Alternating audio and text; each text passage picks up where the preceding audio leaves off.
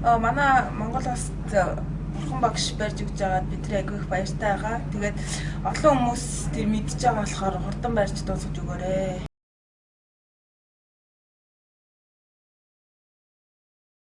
Тэр чулууга эсвэл авч явмаар юм аа. Тэр мэрийг хурдан барьж өгөөч. Барьж өгвөл бидэнд их сайн байна.